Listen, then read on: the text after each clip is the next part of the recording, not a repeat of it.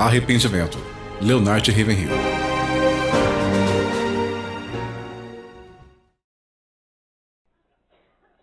Ele usa aquela palavra que ninguém gosta. Arrependa-se. Arrependa-se. Não apenas confesse seus pecados, abandone-os. Fuja deles. Uma antiga definição diz que arrependimento é deixar o pecado que eu praticava antes e mostrar que eu estou sinceramente pesaroso ao não praticá-lo mais. Se um homem nasceu de novo, genuinamente, todas as coisas velhas já se passaram, todas as coisas velhas se passaram, eis que tudo se fez novo. Sabe, temos pregado o evangelho aceitável hoje em dia, fazendo dele o menos doloroso que podemos, e tudo o que fazemos é dar uma injeção nas pessoas para que elas adormeçam e vá para o inferno mais rápido. Nós precisamos de uma pregação infernal sobre arrependimento. Se qualquer homem, em qualquer lugar, em qualquer momento estiver em Cristo, ele pode ser o mais torto, pervertido, carnal, cruel, pútrido homem do mundo. Mas se o milagre da regeneração vem a ele, ele recebe um novo coração, uma nova mente, um novo espírito, uma nova aparência interna, uma nova aparência externa, tudo novo. Nós esquecemos a maravilhosa majestade do novo nascimento. As pessoas apenas acenam com a cabeça, fazem a oração do pecador e vão direto para o inferno, passando pelo corredor entre os bancos depois que inclinam suas cabeças sob o ombro do pastor. Sabe, eu duvido que 5% dos cristãos professos da América nasceram de novo. Assim como na Inglaterra.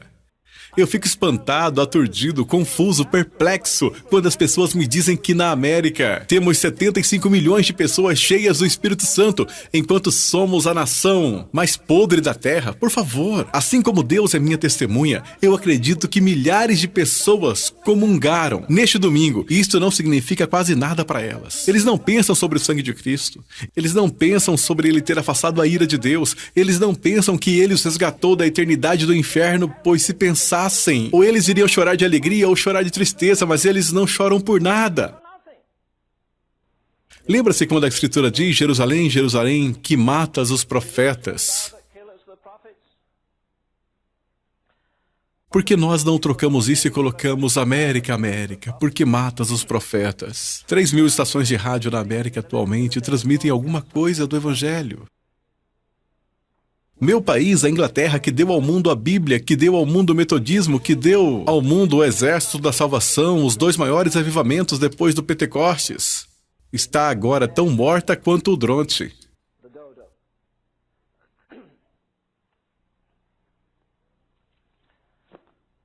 Nós queremos fazer um investimento de curto prazo, não é verdade? Queremos receber a glória de Deus com uma noite de oração ou num período noturno de oração. Ou então, eu adicionei 2 momentos de 10 minutos na minha oração diária.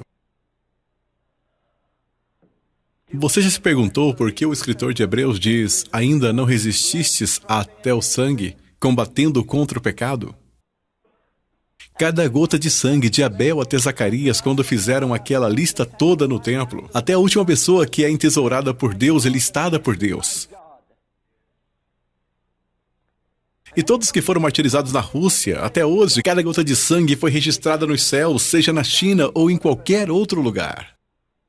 Eu vou falar de nossa própria história. Alguns dos homens mais extraordinários, alguns dos maiores pregadores desde Pentecostes que percorreram essas ruas a cavalo. Um dos maiores homens, o único homem que percorreu mais que o Sr. Wesley. Pois Wesley percorreu 386 mil quilômetros a cavalo. O bispo Asbury percorreu 3.800.000 quilômetros, se não me engano. Excedeu Wesley de qualquer forma. Nós tivemos uma tropa de grandes homens.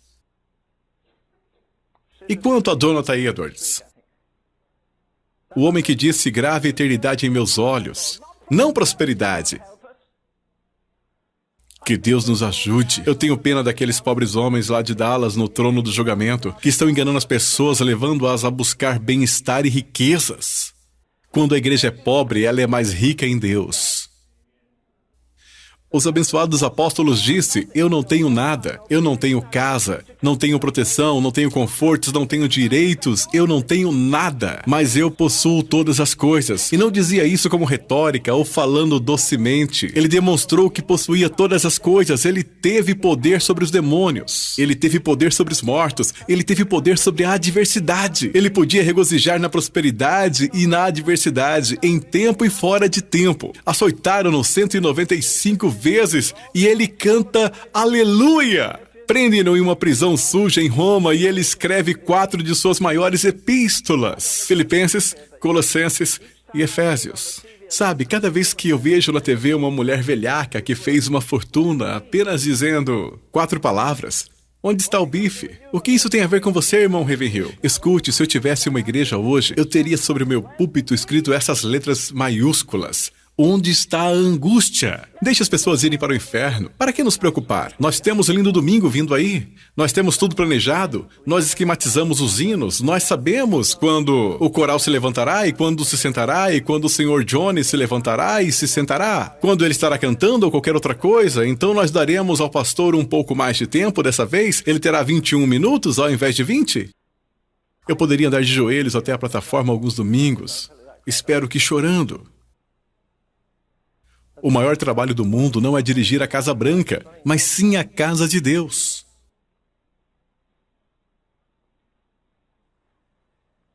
Jesus não é glorificado. Ele não é glorificado com os egoísmos na vida de tantos cristãos. Primeiro eu, depois eu e por último eu. Ele tem prioridade em tudo, na minha vida, na minha alimentação, no meu sono. Na minha vida social, eu deixarei as pessoas de lado para passar tempo com ele? O maior dom deste lado do mundo é ser cheio, ungido e manter-se na unção do Espírito Santo de Deus. Sabe o que há de errado com a nossa geração? Eu te digo que o caminho de vida do cristão está espargida com pessoas famosas. Eu me lembro quando estava pregando na Austrália, o pastor na plataforma falou por trás de sua mão: está vendo aquele homem ali à direita, aquele homem grande e careca? Sim, você sabia que há 15 anos atrás ele foi o maior homem da Austrália? Ele tinha uma unção incrível. Era quase como se ele tivesse uma tocha em sua mão, passando por gramas secas e todos os lugares que ele ia, ele deixava cidades e povoados em chamas. Mas ele perdeu isso. Ele se envolveu com dinheiro e com algo mais. Eu acredito que o único homem nesta terra que dá ao demônio alguma irritação é um homem cheio do Espírito Santo. Eu vi Deus fazer todo tipo de milagres. Pessoas saltando da cadeira de rodas, cegos recebendo a visão enquanto orávamos, aleijados. Mas estou fora disso agora. Você pode pensar que eu careço de compaixão? Bem, você tem o direito de pensar assim. Há algo maior do que isso. O maior milagre que Deus pode fazer é pegar uma pessoa não santa, de um mundo não santo, fazer com que essa pessoa não santa se torne santa, colocá-la de volta em um mundo não santo e mantê-la santa, em meio a corruptos, perversos e uma geração pervertida. Eu passei um pouco de tempo ontem com David Wilkerson e ele disse: Len, eu cheguei à seguinte conclusão.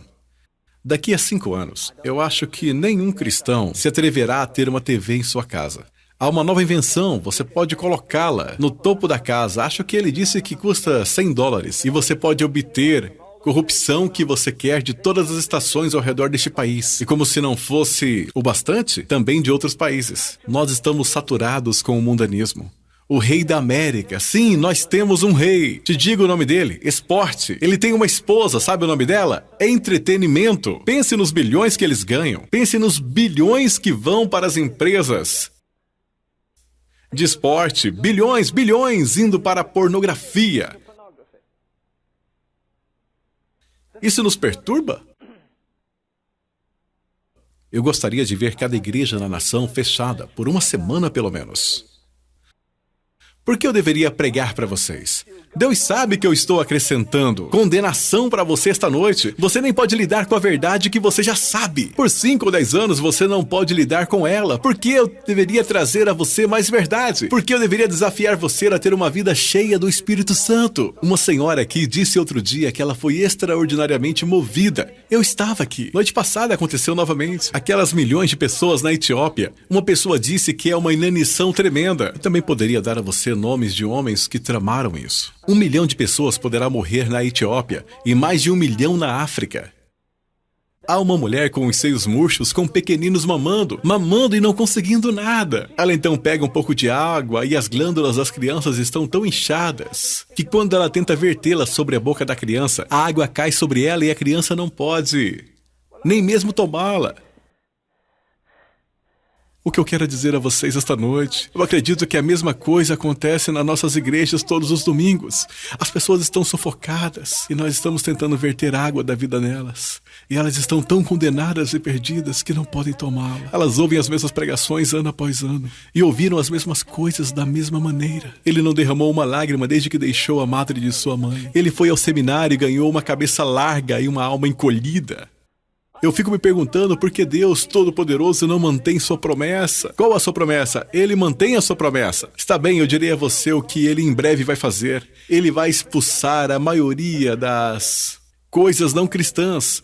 Aquela cristandade organizada, religiosa, voltada às finanças, que não tem poder para transformar. Por que nós enviamos pessoas para outros países? Nós não podemos nem mesmo salvar o nosso próprio país. Um rapaz na TV diz: dê-me mais dinheiro, minha mensagem tem que entrar no Japão. Por quê? Porque eles estão perdidos? Eles estão? Sabe quantas mortes, quantos assassinatos os japoneses têm em um ano? 20! Nós temos a mesma quantidade em um dia no estado de Nova York. O que você acha? Eles vão virar as costas e dizer: coloquem o seu próprio país em ordem. Louvado seja o nome do Senhor.